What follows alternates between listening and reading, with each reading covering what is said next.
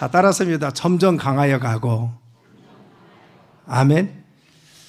사람은 누구나 점점 나아지고 점점 좋아지기 원하는 것이 우리의 삶입니다.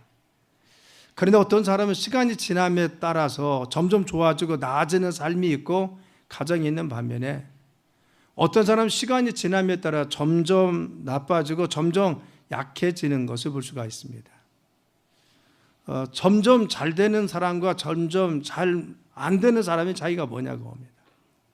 오늘 본문에 보면은 다윗의 집은 점점 시간이 지남에 따라 강성해졌지만 그런데 사울의 집안은 점점 시간이 지남에 따라 약해졌다는 겁니다.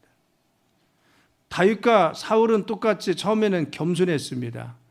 하나님께서 기름 부어서 그들을 채웠습니다. 그리고 왕이 되었습니다. 그런데 중요한 것은 이 두 사람과 두 집안은 시간이 지남에 따라 차이가 났습니다. 한 사람 점점 강해지고 하나님 축복 가운데 있고 한 가정은 바로 점점 약해지고 하나님 역사하지 않았다는 겁니다. 오늘은 우리가 다윗을 통해서 우리의 삶에 정말 점점 강해지는 삶이 어떤 것이냐, 하나님께서 정말 축복하시고 우리의 삶을 더 강해지게 하고 더 축복하고 하나님이 함께 하시는 삶이 무엇인지 점점 강해지는 하나님의 귀한 은혜가 우리의 가정과 우리의 삶에 넘치는 귀한 믿음의 은혜 받는 시간이 되길 간절히 축원합니다. 첫째는 다윗을 끝으로 하나님께서 점점 강해지게 축복하신 이유는 뭐냐? 그는 늘 하나님을 의지하고 살았다는 겁니다. 다윗은 하나님을 항상 의지했습니다. 그래서 하나님을 가까이 하는 삶이 그의 일생 가운데 늘 있었다는 겁니다. 어떤 상황 속에서도 그는 늘 하나님 의지했습니다. 이걸 잘 표현한 것이 시편 23편의 말씀입니다. 1절에 여호와는 나의 목자시니 내가 부족함이 없다고 했어요. 예수님 하나님 누구냐? 내 목자입니다. 나는 양이고 하나님께서 내 삶을 이끄시는 목자 되신다는 겁니다.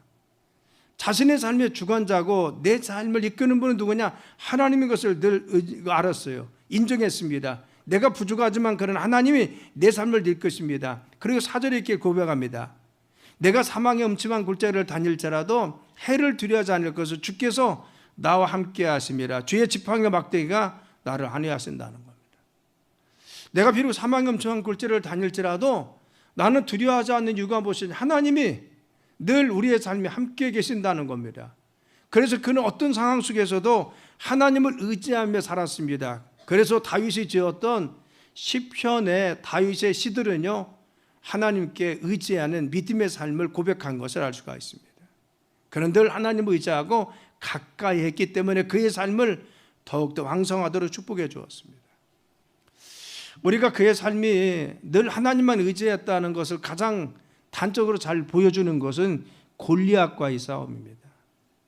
어린 소년의 나이에 자기 아버지의 심부름을 하기 위해서 전쟁터에 가서 형들을 만나러 갔습니다. 그런데 골리앗 장군은 이스라엘 백성들과 하나님을 모독하고 소리를 지르고 있는데 사울 왕도 자신의 형들도 그 당시 네누라라고 하는 장군들도 어느 누구도 골리앗을 대적하지 못하고 다 떨고 있는 겁니다.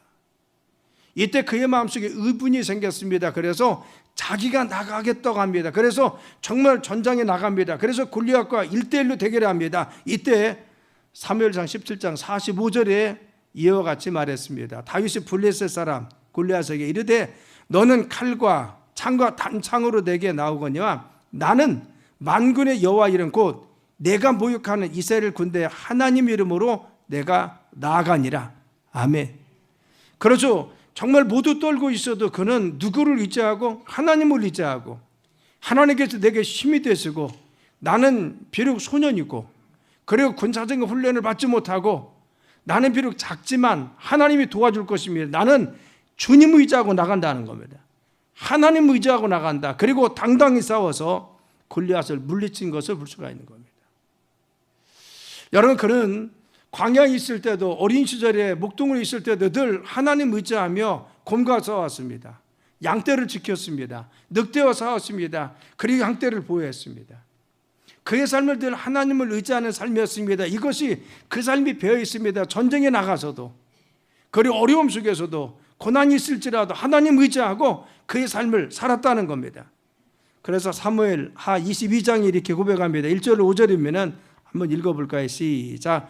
여호와께서 다윗을 모든 원수의 손과 사울의 손에서 구원하신 그날에 다윗이 이 노래의 말씀으로 여호와께 아뢰어 이르되 여호와는 나의 반석이시요 나의 요새시요 나를 위하여 나를 건지시는 자시요 내가 피할 나의 반석의 하나님이시요 나의 방패시요 나의 구원의 뿌리시요 나의 높은 망대시요 내가 그에게 피할 나의 피난처시요 나의 구원자시라 나를 폭력에서 구원하셨도다 내가 찬송받으실 여호와께 아뢰리니 내 원수들에게서 구원을 받으리로다.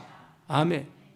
그는 정말 여러 가지 위험과 어려움이 있었지만 그리고 그를 공격하는 사람이 있었지만 늘 항상 하나님이 내 피난처입니다. 하나님 나의 보호자입니다. 나는 늘 하나님 안에 있습니다 라고 고백합니다.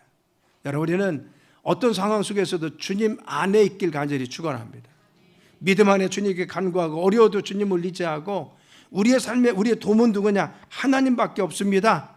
우리는 고백하면서 하나님을 의지하는 믿음 가운데 나가야 됩니다. 반면에 사울은 그렇지 않았습니다.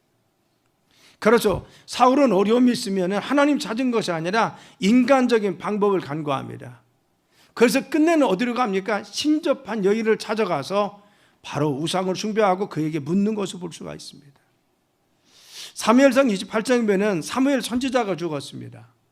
사무엘이 죽게 나자 그가 정말 너무 답답했습니다.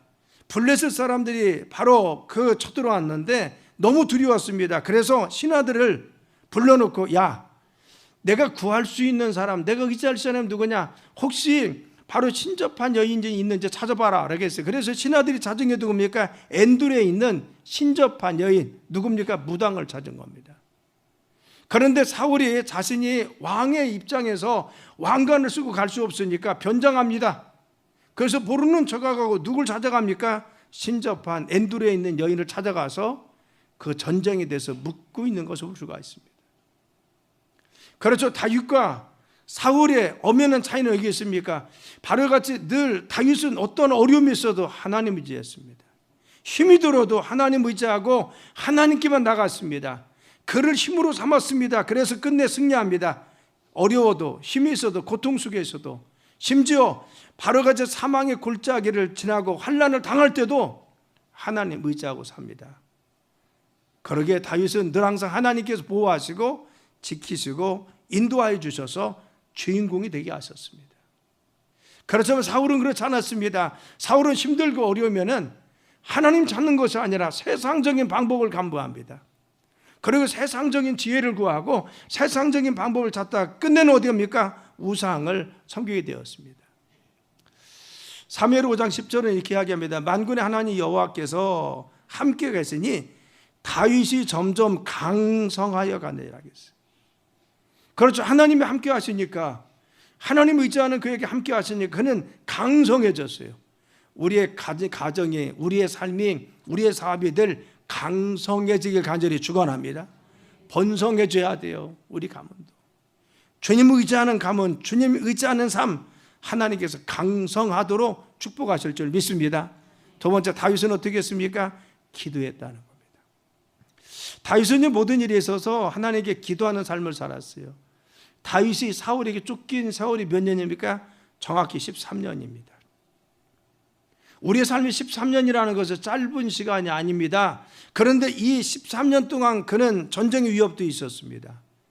때로는 그 앞에서 정말 악기를 켜고 있는데 사울이 악기가 들어가서 창을 던진 적도 있습니다.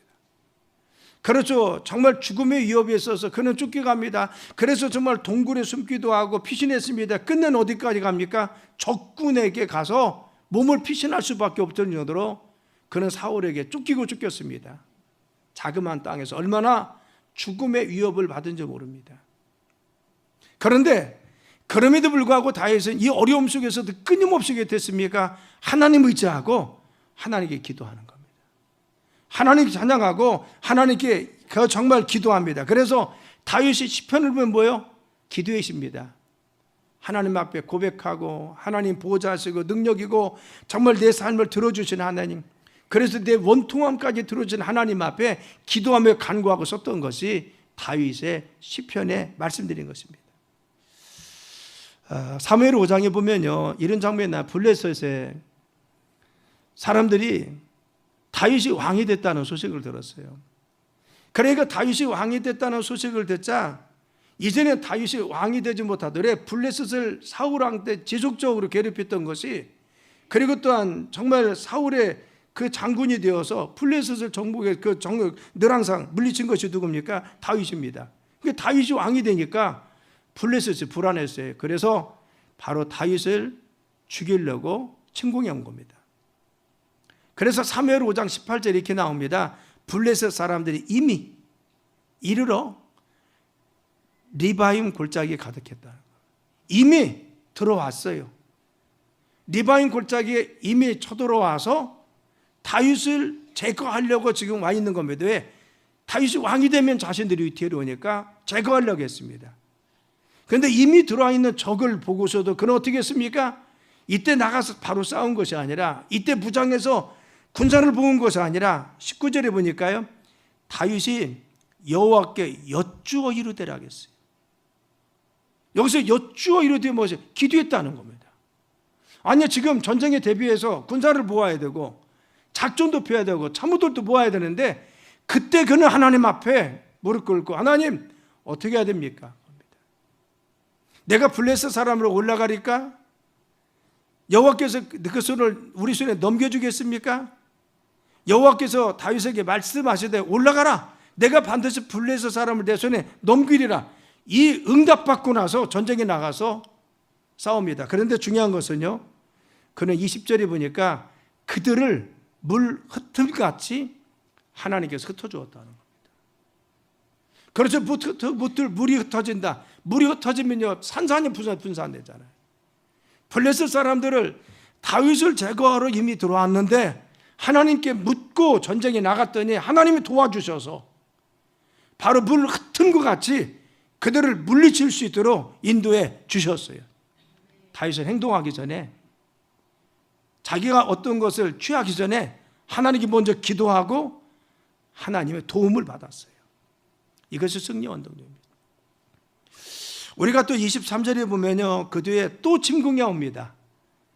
그런데 이때도 똑같이 기도하고 말씀에 순종합니다. 그래서 전쟁에 승리합니다. 여러분, 다윗은 어떤 삶이었습니까? 기도하는 삶이었어요. 우리가 기도하는 삶을 삽니까? 주님 의지하고 어려워도 문제가 있어도 힘이 들어도 내가 어떤 걸 결정하기 전에 우리는 기도하면서 합니까? 내 상식과 내 이름과 내 지혜만 가지고 우리가 살아가고 있습니까?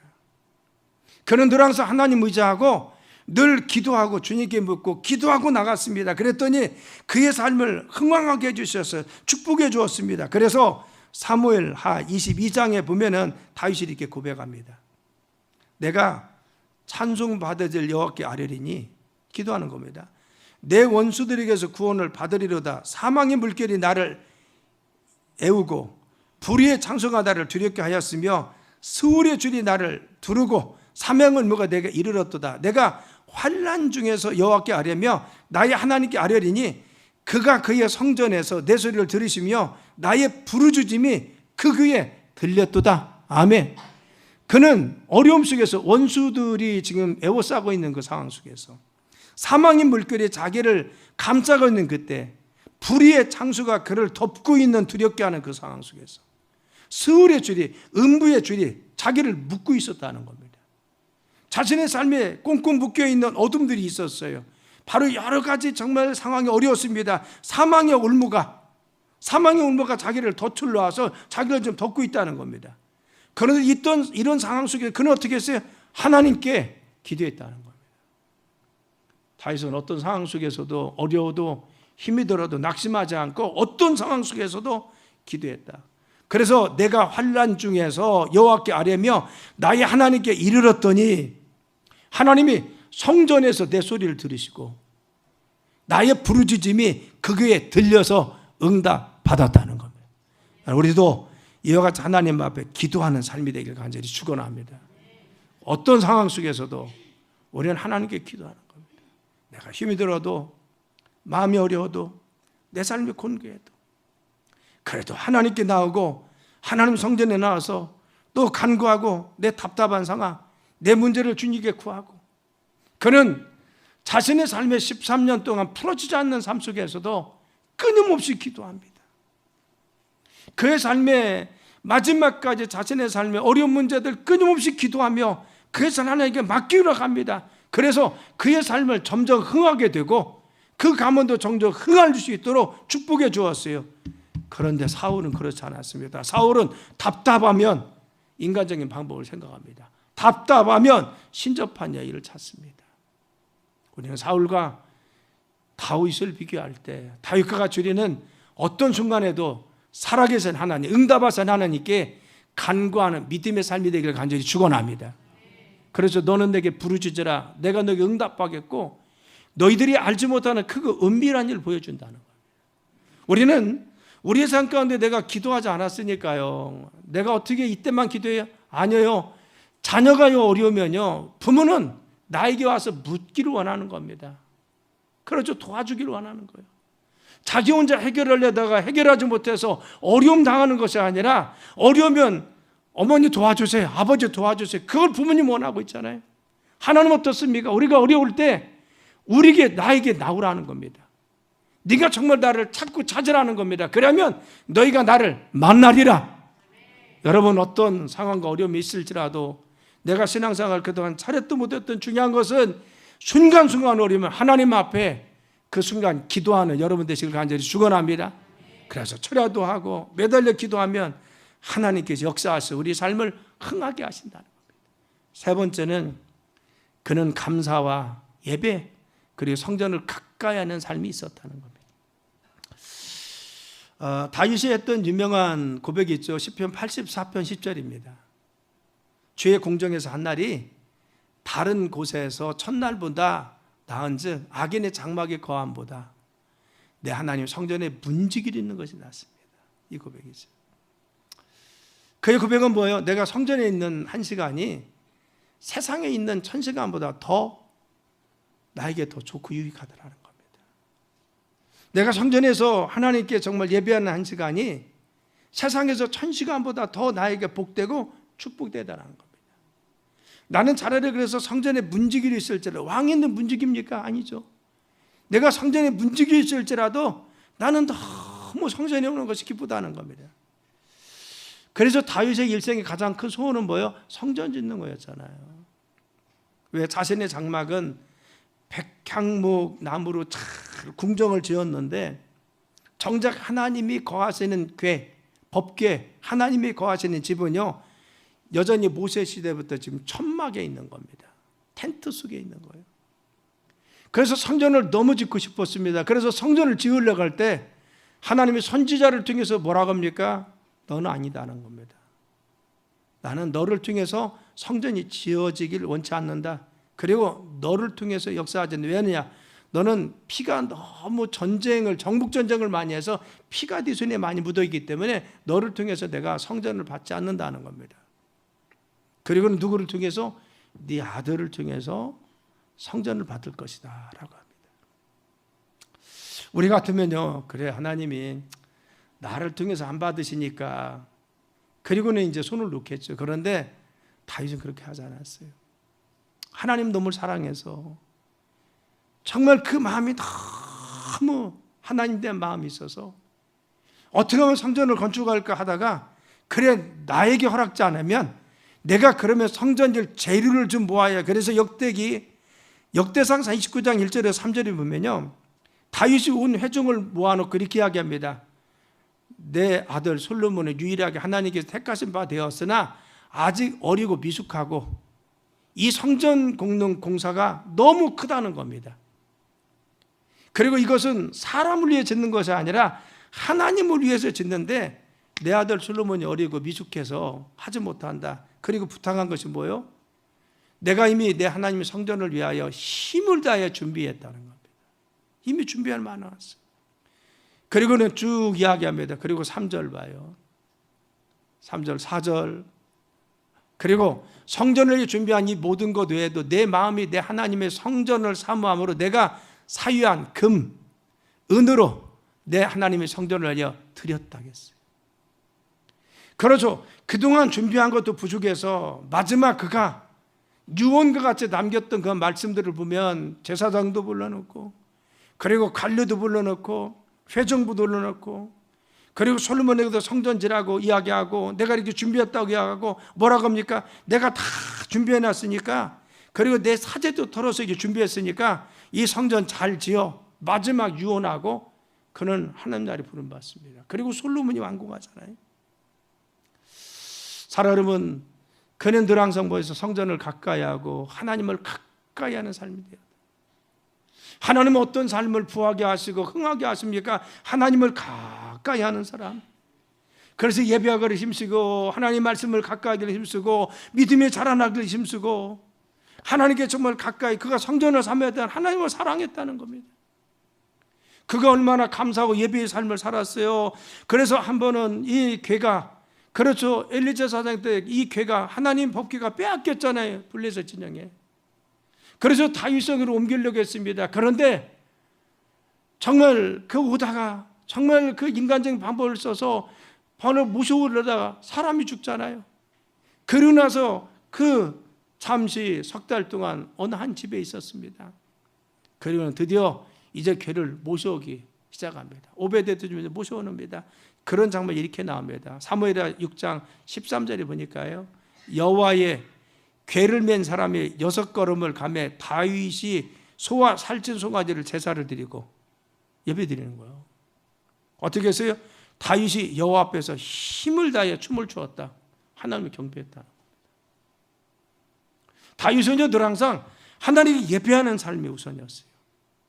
하나님께 먼저 예배드리고 하나님께 예배드리고. 그래서 17절에 뭐냐면 여호와의 궤를 메고 들어가서 다윗이 그것을 위해서 친 장막 가운데 그 준비한 자리에서 그것을 두매 다윗이 번제와 화목제로 여호와 앞에 드린다고 했어요. 그는 늘 항상 무슨 일이든 하나님께 예배가 우선이었어요.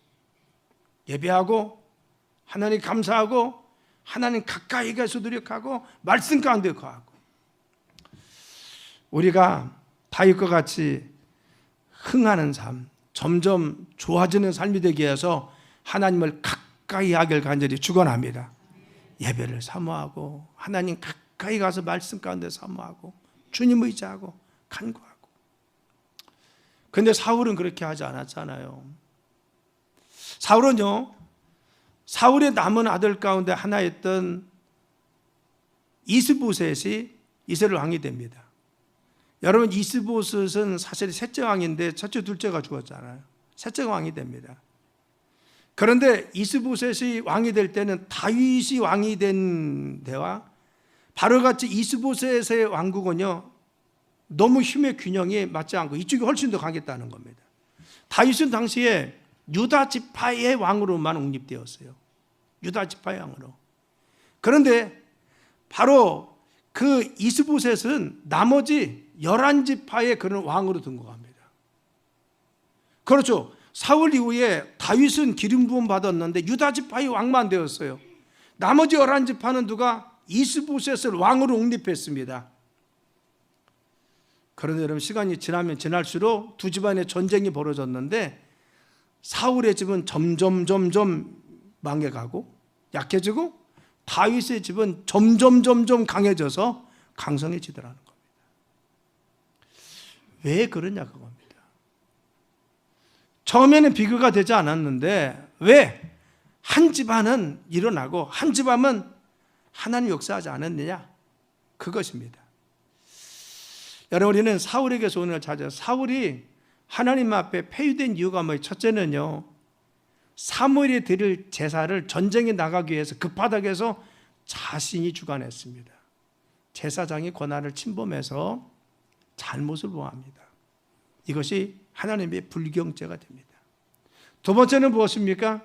아멜렉을 진멸할 때 전쟁에서 하나님은 그 땅에 있는 모든 것을 다 진멸을 하겠어요. 짐승까지. 그런데 아각 왕을 살려줬습니다. 그리고 아각 왕의 좋은 살진 송아지, 살진 양, 기름진 것들을 다 좋은 것을 다 선별해서 가치 있는 것들만 남겨두고 하찮은 건 다 없앴습니다. 하나님 말씀에 순종하지 않습니다. 이 결정적인 두 가지 때문에 그는 하나님 왕위에서 폐위됩니다. 하나님 말씀에 순종하지 않은 거죠. 뿐만 아닙니다. 여러분, 사울의 아들이었던 이스보셋이 사울을 위해서 왕이 됐습니다. 11지파의 왕이 된 겁니다. 그런데 이 왕이 될 때도 인간적인 방법에서 됐다는 겁니다. 사실 이스보셋은 나이가 40세였습니다. 그런데 그는요, 이스라엘을 바로 11왕국을 통치할 수 있는 통치력이 없는 무능한 사람이었습니다.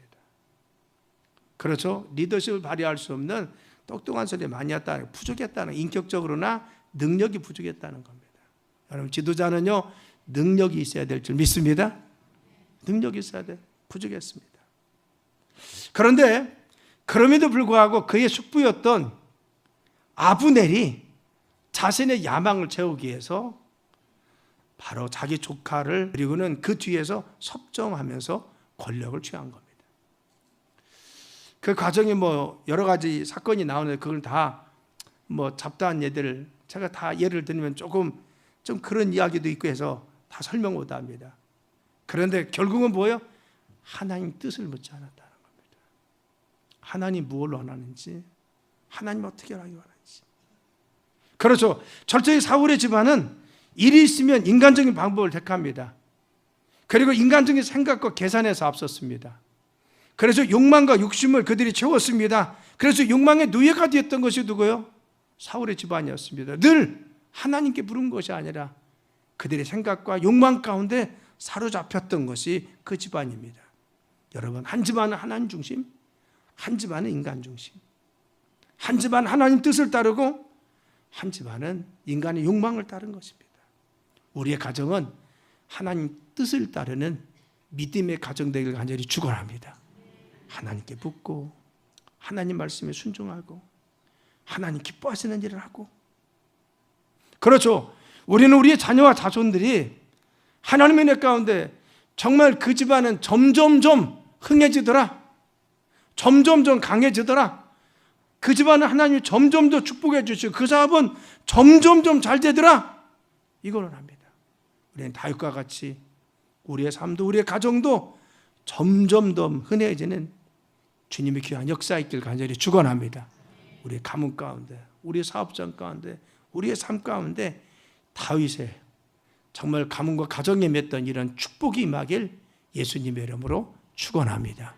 기도합니다. 하나님, 저희들의 삶이 점점 더 강해지게 도와주시고 점점 더 나아지게 도와주시고 우리의 사업장과 우리의 삶, 우리의 자손들이 점점 더 흥황하게 도와주옵소서. 주님께 영광 돌리게 도와주시며 다윗과 같이 주님의 축복이, 주님의 은총이 우리의 삶에 넘치도록 채워 주옵소서. 이 믿음 가운데 살기로 합니다. 예수님의 이름으로 간절히 기도드려 싸움나이다. 아멘.